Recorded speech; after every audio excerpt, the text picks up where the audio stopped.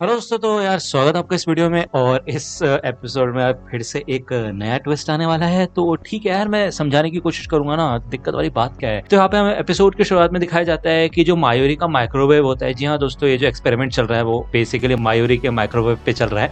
और एपिसोड के शुरू होते ही भाई ओकबे उस फोन माइक्रोवेव का डोर ही उखाड़ के फेंक देता है और कहता है देखो अब इसका एक नया वर्जन बन चुका है जो कि है 1.03। और ये पहले वाले वर्जन की तरह नहीं है। ये वाला फोन माइक्रोवेव किसी भी फोन पे अपने मैसेजेस को सेंड कर सकता है। मायरी को यहाँ पे काफी ज्यादा दुख होता है, लेकिन वो जब इस लेटेस्ट वर्जन को टेस्ट करती है पहली बार तो वो सक्सेसफुल होती है, जिसके बाद ओकरीन भी काफी ज्यादा एक्साइटेड होता है। लेकिन उसको इस बात से परेशानी होती है कि मोएका कंटिन्यूअसली इनके अचीवमेंट के भाई फोटोग्राफ्स क्लिक कर रही होती है। कुछ समय बाद इधर कुरिसु मायूरी के साथ एक कन्वीनियंस स्टोर पे जाती है और जब ये लोग वापस आते हैं तो ओकोबे काफी ज्यादा शॉक होता है और वो कहते हैं कि क्या बात कर रही हो तुम, मेरा डॉक्टर पेपर नहीं लेके आई, वो तुम कैसे भूल सकती हो। तो कुरिसु कहती है देखो मैं तुम्हारे डॉक्टर पेपर के लिए पूरे शहर में तो घूमती नहीं, जो मेरे को मिला वो ले आई, ये लो वेजिटेबल जूस है ये पियो, इससे हेल्थ भी ठीक रहेगी तुम्हारी। तो ओकोबे कहते हैं क्या यार, चलो ठीक है जो भी है, अब हम अपनी राउंड टेबल मीटिंग रखते हैं और शुरू करते हैं अपने ऑपरेशन यूआरडी का सेकंड फेज जो कि है पास्ट को बदलना।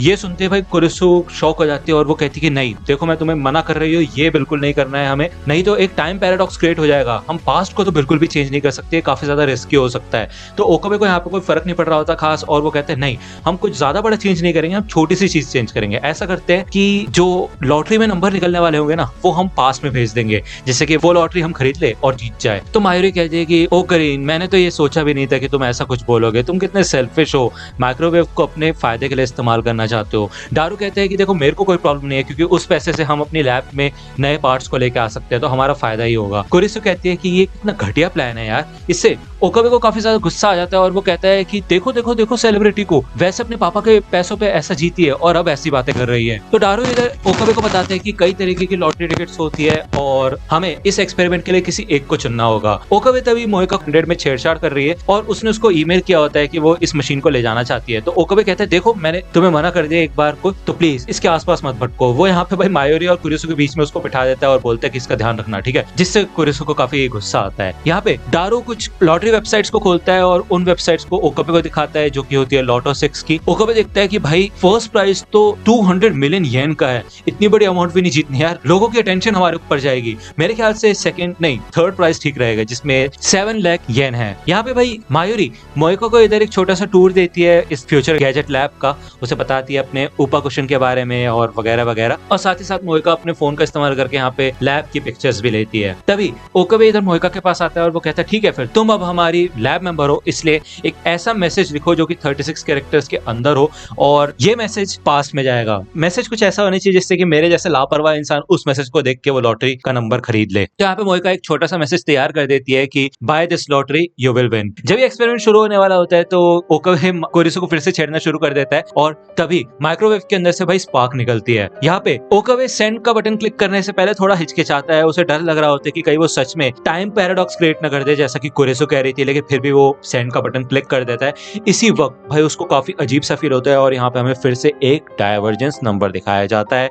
और वो उसी समय में वापस चला गया होता है जहाँ पे ये लोग डिसाइड कर रहे होते हैं कि इनको पास चेंज करना है और वो बटन वगैरह दबाना है। वो चेक करता है, उसको भाई फोन पे वो लॉटरी नंबर्स मिल चुके होते हैं और कुरिसु को ये भी याद नहीं होता कि ओकाबे ने उसको सेलिब्रिटी कहा था क्योंकि वो बात थोड़ी देर बाद हुई थी। इसके अलावा और किसी को भी याद नहीं होता कि उन्होंने एक्सपेरिमेंट कंडक्ट किया भी था या नहीं, ये बस शुरू करने वाले थे एक्सपेरिमेंट, लेकिन उससे पहले ओकाबे रुक गया था। इससे ओकाबे वैसे कंफ्यूज होता है, लेकिन थोड़ी देर बाद यहाँ पे लुका आ जाता है और उसके हाथ में लॉटरी टिकट होती है और वो भाई ओकाबे से माफी मांगता है और वो कहते हैं देखो मुझे माफ करना, जो तुमने मेरे को नंबर्स दिए थे एक हफ्ते पहले उसकी मैंने लॉटरी टिकट खरीदने के बारे में सोचा था, लेकिन एक नंबर मुझसे गलत हो गया, मुझे माफ करना। कुरिसु ये सब देख के समझ जाती है कि भाई ओकाबे ने ऑलरेडी फोन माइक्रोवेव का इस्तेमाल कर दिया, क्योंकि यार देखो दारू और मायूरी की बात अलग है लेकिन कुरिसु एक काफी अच्छी साइंटिस्ट है और उसको ये सारी चीजें सिंपली समझ आ रही है। उसे समझ आ गया है कि ओकाबे ऑलरेडी इसका यूज कर चुका है, भले इस दुनिया में उन्होंने अभी तक इसका इस्तेमाल नहीं किया है। यहाँ पे ओकाबे देखता है कि भाई टेबल पे डॉक्टर पेपर रखा होता है। आपको याद होगा कि यार कुरिसु को डॉक्टर पेपर शॉपिंग करते वक्त नहीं मिला था, लेकिन अब वो सामने रखा होता है, इसका मतलब इस दुनिया में कुरिसु को डॉक्टर पेपर मिल चुका था। यहाँ पे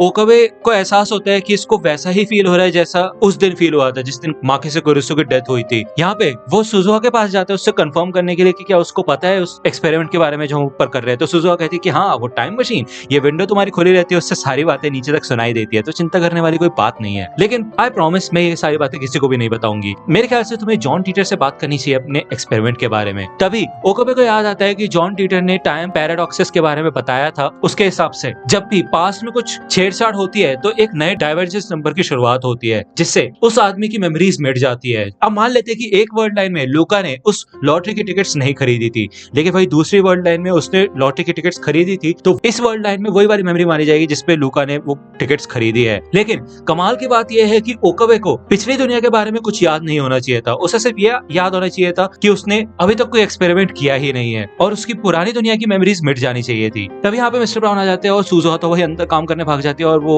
मिस्टर ब्राउन की बेटी से यही कहती है कि देखो अपने डैड को मत बताना कि मैं बाहर ऐसे टाइम पास कर रही थी। और इधर मिस्टर ब्राउन भी गुस्सा हो जाते हैं देख के कि भाई ओकाबे उसकी छोटी बेटी के साथ क्या कर रहा है, कि उसको बिगाड़ न दे, कहीं उसको अपनी लैब में भर्ती ना कर ले, तो वो उसको डांटता है। उसी दोपहर ओकरी जॉन टीटर से कांटेक्ट करने की कोशिश करता है और पीछे भाई कुरिसो आराम से मैगजीन पढ़ रही होती है सोफा पे बैठ के। तभी ओकाबे को मैसेजेस रिसीव होना शुरू होते हैं। लूका कहती है कि मुझे माफ कर देना मेरी गलती की वजह से। मोएका कहती है कि मैं फिर से तुम्हारी फ्यूचर गैजेट लैब में आ सकती हूँ। और दारू कहता है कि यार मैं अपना पर्स वहां पे भूल चुका और मैं कोई न्यान में हूँ, तो मेरे को थोड़े पैसे दोगे क्या। थोड़ी देर बाद यहाँ पे ओकाबे को फाइनली मायोरी का कॉल आता है और वो दारू और लूका के साथ प्लेग्राउंड में होती है। वो कहती है मुझे तुम्हारी चिंता हो रही है, देखो ज्यादा टेंशन मत लो, ठीक है, सब कुछ ठीक हो जाएगा, हमें पता है कि कुछ ना कुछ तो प्रॉब्लम है। तो यहाँ पे भाई ओकाबे को फाइनली थोड़ा रिलैक्सेशन मिलती है। इस टाइम पैराडॉक्स के बाद पहली बार वो थोड़ा खुश होता है मायोरी की आवाज सुन के। लेकिन तभी उसकी टेंशन फिर से बढ़ जाती है जब उसको जॉन टीटर का मैसेज मिलता है। और बिल्कुल ओकाबे की तरह जॉन टीटर भी यहाँ पे कंफ्यूज होता है और वो कहता है कि ऐसा कैसे हो सकता है, अगर तुम एक वर्ल्ड लाइन से दूसरी वर्ल्ड लाइन में आए हो तो तुम्हारी पिछली वर्ल्ड लाइन वाली मेमोरीज मिट जानी चाहिए थी, क्योंकि ये टाइम पैराडॉक्स हो जाएगा। लेकिन ऐसा नहीं हुआ है। साथ ही साथ जो तुम ये तरीका बता रहे हो ईमेल का इस्तेमाल करके पास्ट को चेंज करने का, ये तो 2036 में भी इस्तेमाल नहीं किया गया है। इस नई तरीके से मेरे ख्याल से तुम ओकाबे डाइवर्जेंस 1% से ऊपर जा सकते हो, और इसी का मैं कब से इंतजार कर रहा था। मैं काफी समय से कोशिश कर रहा हूँ 1% बैरियर से ऊपर उठने के लिए, उसके बाद ही मैं इस दुनिया को बचा पाऊंगा। लेकिन मेरे ख्याल से तुम ऐसा कर सकते हो ओकाबे, तुम ही जीत सकते हो। यहाँ पे ओकाबे काफी ज्यादा डर जाता है और वो कहता है क्या भाई, ये तो पूरी दुनिया की कमान मेरे हाथ में देने को तैयार है। और जॉन टीटर यही कहता है ठीक है फिर ओकाबे प्लीज, हमें तुम्हारी जरूरत है, हमारा मसीहा बन जाओ। तो दोस्तों आज की वीडियो के लिए सिर्फ इतना ही। आई होप कि आपको ये वीडियो पसंद आई होगी। अगर आपको ये वीडियो पसंद आई हो तो प्लीज लाइक कीजिए, अपने दोस्तों के साथ शेयर कीजिए और मेरे चैनल को सब्सक्राइब करना मत भूलिएगा। और अगर आप मुझे कांटेक्ट करना चाहते हैं तो आप मुझे इंस्टाग्राम पे कांटेक्ट कर सकते हैं। मेरे पेज की लिंक आपको डिस्क्रिप्शन में मिल जाएगी। मिलता हूं आपसे अगले वीडियो में, तब तक के लिए गुड बाय।